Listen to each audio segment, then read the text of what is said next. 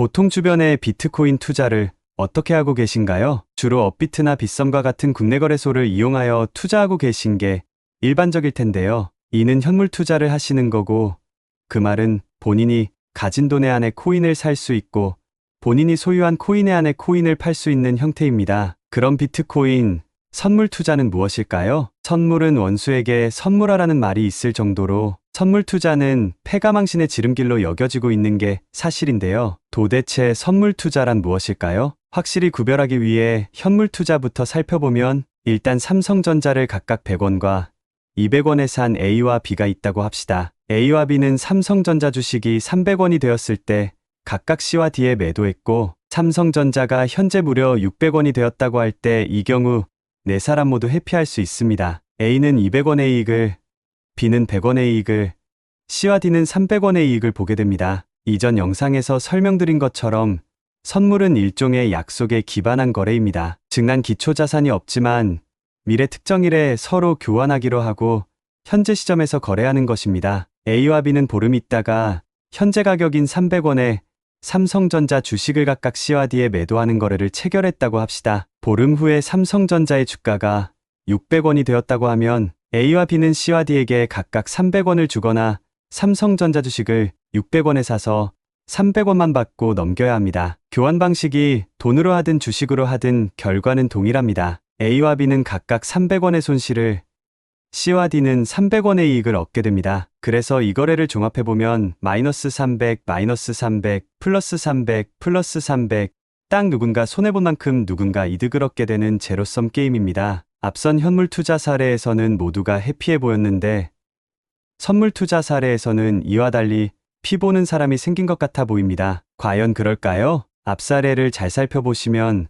선물 거래는 정확히 앞에 현물 거래에서 A와 B가 본인이 가진 주식을 300원인 시점에 C와 D에 매도한 이후의 거래와 어쩐지 닮아 있지 않나요? 닮은 것이 아니라 사실상 동일합니다. 현물 거래에서도 A와 B는 주식을 매도하지 않았더라면 얻게 될 수 있었던 추가 이익인 300원을 그 거래로 날려버리게 된 것입니다. 그런 관점에서 보면 현물 투자와 선물 투자는 출발선이 다를 뿐 크게 다르다고 보기도 어쩐지 어려워 보입니다. 즉 내가 소유한 상황에서 거래를 진행하는지 나중에 소유할 것이라고 약속하고 거래하는지 차이이지, 거래에 대한 성과는 기초자산의 가격 변화에 따라 완전히 동일한 결과를 낳습니다. 그럼 도대체 왜 이렇게 선물 투자는 해롭고 위험한 도박으로 여겨질까요? 맞습니다. 소유한 것을 거래하냐 소유할 것을 거래하냐는 한 끗 차이처럼 보이지만 이는 엄연히 다릅니다. 소유할 것이란 말에 이미 불확실성이 내재되어 있기 때문입니다. 그럴 리 없겠지만 만약에 만기도 되기 전에 삼성전자 주식이 1억이 되었다고 가정해 봅시다. 과연 삼성전자를 300원에 매도한 사람이 이 거래를 고수할 수 있을까요?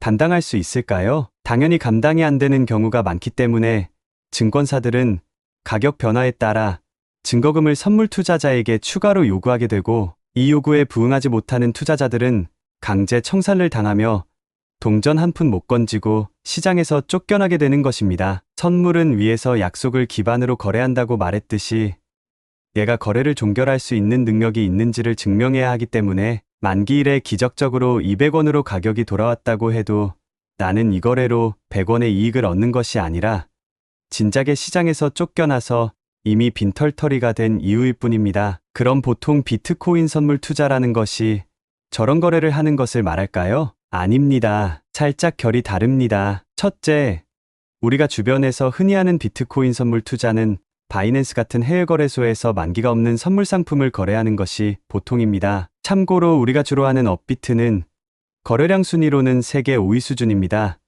FTX가 세계 3위 거래소였다는 사실에서 FTX 파산 사태가 얼마나 큰 충격인지 알 수 있습니다. 다시 비트코인 선물 투자로 돌아와서 주로 만기가 없는 상품을 거래한다고요? 정말 만기가 없다고요?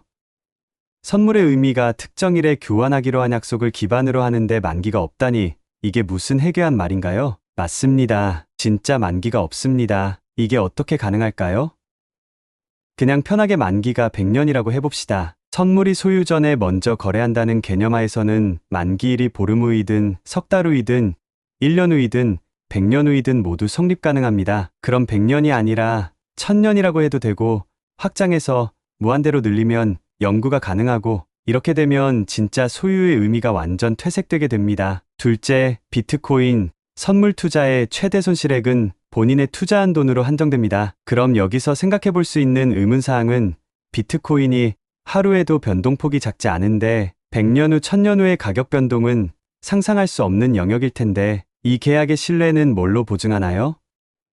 영상 초반부의 예에서 마진콜과 그에 따른 강제 청산에 대해 얘기해 드렸었는데요. 비트코인 영구 선물의 경우는 추가 증거금 요구를 따로 하지 않고 딱 본인이 투자한 금액 내에서 자동 청산을 시킵니다. 장단점이 있어 보이는데요. 어떤 면에서는 기다려주지 않아 매몰차다고 볼 수도 있고 어떤 면에서는 손실액을 딱 투자금 내로 끊어준다는 면에서 고맙다고 볼 수도 있을 것 같습니다. 셋째, 레버리지가 가능합니다. 최대 100배까지 가능한데 크게 의미가 없는 것이 비트코인 하루 변동폭 1%는 예산일인데 이는 하루 만에 아니 몇 시간 만에 청산당하는 것이 가능하기 때문에 현실적으로는 3배, 5배가 최대로 보이며 단 몇 시간만 포지션을 가져갈 목적으로 20배까지 가져가는 것이 현실적인 최대치로 보입니다. 레버리지 투자가 갖는 명암처럼 방향을 맞출 때는 이익폭을 불려주지만 청산 확률이 그만큼 올라가게 되고 특히 피뢰침을 위아래로 자주 찍는 비트코인 특성상 난이도가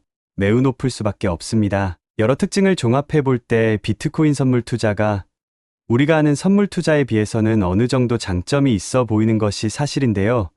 선물 투자에 비해 위험하다는 것은 자명합니다. 그럼에도 불구하고 왜 비트코인 선물을 하는지 투자자에게 문의해보면 가장 많이 하시는 답변은 비트코인 하락에도 베팅이 가능하다는 점이고 보통 비트코인 선물 투자는 시장에서 밋달러화와 1대1로 교환이 되고 있는 테더로 거래가 가능하기 때문에 비트코인의 가격 변동으로부터 투자 수익이 영향을 받지 않는다는 점을 꼽고 있습니다. 현재 비트코인이 너무 고점이라 난 비트코인이 하락할 것이라고 믿는다면 선물 투자자 입장에서는 기다리거나 물타기를 하며 손가락을 빨 수밖에 없지만 선물 투자자 입장에서는 매도 거래를 진행해 이익을 얻을 수 있어 비트코인이 상승을 하든 하락을 하든 양방향으로 투자가 열려 있게 됩니다. 그러니까 쉬지 않고 거래가 가능하다는 의미입니다. 그리고 내가 하락 베팅을 해서 맞췄는데 이익을 비트코인으로 받는 경우 비트코인 가격이 떡락했을 때 나의 이익도 그만큼 쪼그라들어 성공의 의미가 퇴색될 텐데요. 위에서 말한 것처럼 밋달러화와 교환되는 테더로 거래하는 선물 상품을 주로 하기 때문에 아무리 비트코인이 떡락을 해도 내가 얻는 이익은 밋달러화로 환산 시 전혀 영향을 받지 않게 됩니다. 물론 테더가 밋달러화와 등가로 교환될 수 있다는 것도 일종의 믿음에 기반하는 것이고 비트코인 관련 여러 사태에서 보셨듯이 이걸 못 믿겠다 싶으면 비트코인 투자의 세계에 진입하지 않는 것이 맞을 수 있습니다. 그럼 이쯤에서 오늘의 주제로 돌아가서 비트코인 선물 투자가 도박이 되지 않으려면 알아야 할 것이 무엇일까요? 바로 스탑 로스입니다. 위에 언급한 3가지 특징, 만기가 영구인 상품이 주로 거래된다는 점, 손실이 자기가 투자한 돈으로 한정된다는 점은 도박과는 연관짓기 어려워 보이고 마지막 3번째 특징인 레버리지가 범인으로 보이는데요. 맞습니다. 비트코인 선물 투자의 위험성이라고 하면 보통 레버리지를 10배, 100배 땡겼다가 가진 돈을 전부 날린 경우가 주로 언급되게 됩니다. 비트코인의 유의미한 가격 기록이 남기 시작한 2010년 이후를 기준으로 보면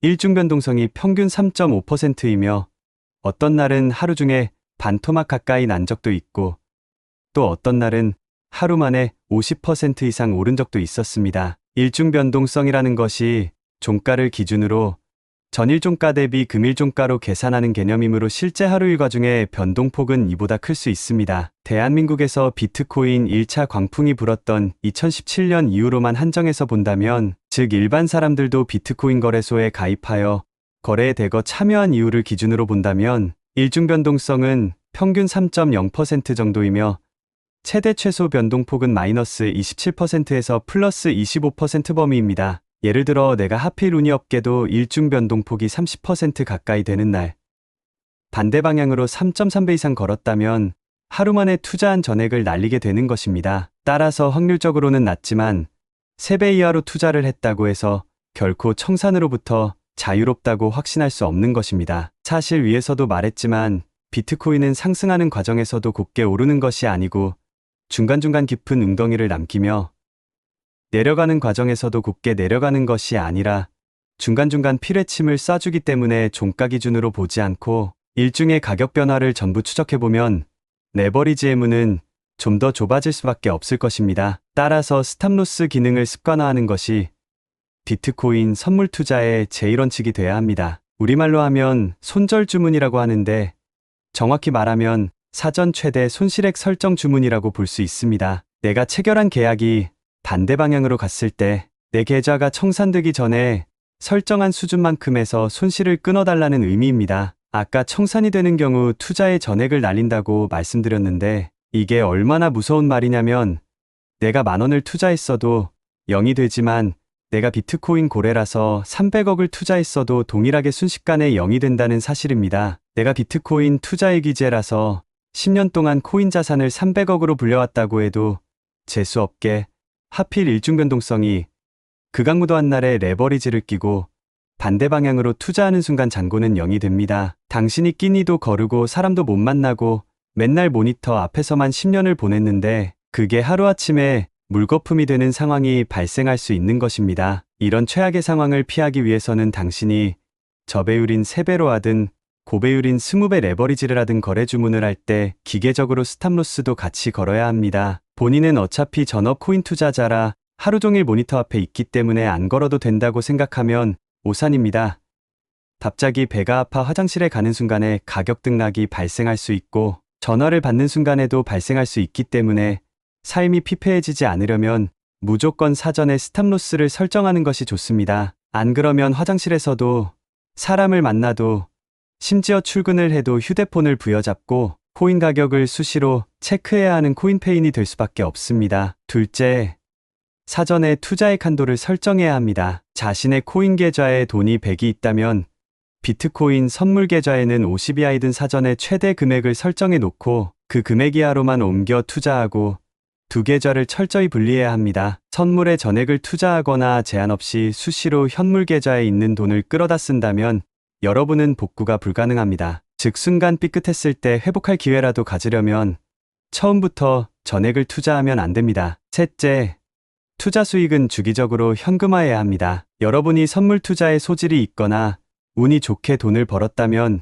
주기적으로 현금화를 해야 합니다. 코인 계좌에 10억이 있든 100억이 있든 언제든지 순식간에 날아갈 수 있는 가상의 돈일 수 있으며 투자로 벌어들인 테더로 해외 거래소에서 비트코인을 사든 리플을 사든 국내 거래소로 옮긴 후 원화로 매도해서 당신의 K뱅크 계좌이든 농협은행 계좌이든 돈이 들어와야 그때 진짜 돈을 번 것입니다. 현금화하지 않고 판돈만을 계속 불려나간다면 청산을 당하거나 아니면 허무하게 FTX 사태처럼 자신이 거래하는 거래소가 망하면 하루아침에 휴지 조각이 돼버리고 만다는 사실을 알고 있어야 합니다. 인간의 심리상 애초에 판돈을 무한히 확장할 수 없습니다.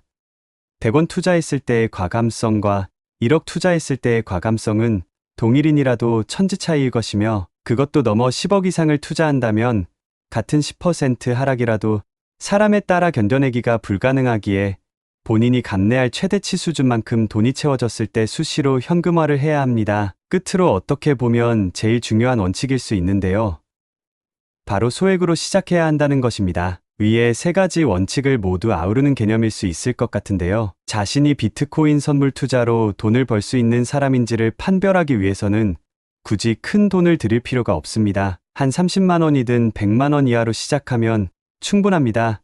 당신이 100만 원을 투자해서 200만 원이 되고 1000만 원이 됐다면 충분히 소질이 있는 분이고 굳이 추가로 돈을 투입할 필요 없이 1000만 원은 충분한 시드머니가 되기에 그 돈을 가지고 투자하시면 됩니다. 반대로 100만 원을 투자했는데 50만 원 되고 청산되고 이게 몇 번 반복된다면 미련 없이 시장에서 떠나면 그만입니다. 본인이 어떤 쪽에 속할지도 모르는데 과감히 시작부터 1000만 원을 투자하고 1억을 투자하는 것은 사실상 미련한 짓에 가깝습니다. 소액의 시행착오 비용으로도 실험해 볼 수 있는 기회의 문이 누구에게든 열려있기 때문입니다. 위험의 피성향이 강한 투자자라면 애초에 비트코인 선물 투자는 시작하지 않는 것이 좋으며 내가 비트코인 선물 투자에 소질이 있을지 정말 궁금하다 싶어 꼭 해야겠다고 생각하신 분들은 꼭 저 투자 원칙 4가지는 한 번쯤은 상기하시기 바랍니다. 여러분의 성공 투자를 진심으로 기원합니다. 오늘 영상이 유익했다면 구독과 좋아요는 큰 힘이 됩니다.